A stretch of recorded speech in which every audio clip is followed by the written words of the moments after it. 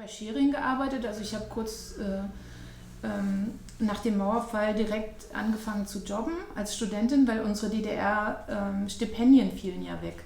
Und da hatte ich ein Riesenproblem mit, weil ich auf das Stipendium angewiesen war. Also ich war ja alleinstehend dann mit Kind und dann wurde mir gesagt, also Stipendium ist nicht mehr, hol dir das Geld von deinem Mann. Und der hat halt aber kein Geld. Und ja, da war das problematisch und ich musste halt nebenbei arbeiten und dann habe ich so einen tollen Job bei Schering in der Bibliothek bekommen. Und da hatte ich ganz tolle Kollegen, also auch Mitstudenten und unsere Aufgabe bestand darin, eben die Zeitschriften dort umzuräumen und Fachartikel zu kopieren und dann für die Forscher bei Schering dazu weiterzuleiten.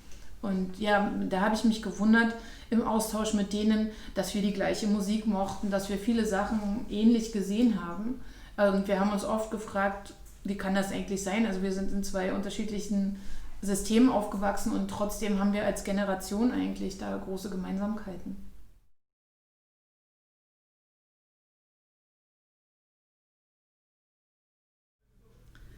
Ich habe dann gewechselt.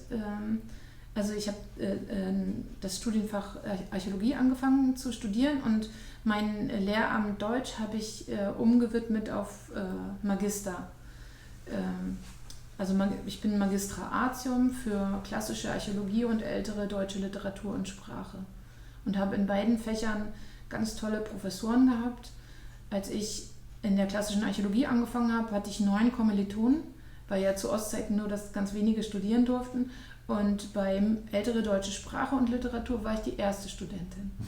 Das wollte keiner. Ich fand das Nibelungenlied so toll. Das hatten wir halt im regulären als Deutschlehrer eben auch. Und bin dann bei Peter Göhler lange auch studentische Hilfskraft gewesen.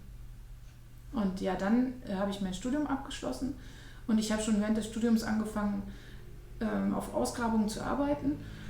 Und bin dann erst Grabungshelfer gewesen, dann Zeichnerin, dann bin ich lange Technikerin gewesen und als ich mit dem Studium fertig war, habe ich angefangen, Grabungsleitungen zu übernehmen. Also sind selbstständig? Ich habe am Anfang für das Landesdenkmalamt gearbeitet und dann wurden aber, weil Grabungen so arrhythmisch sind, wurden wir alle in die Selbstständigkeit verdrückt.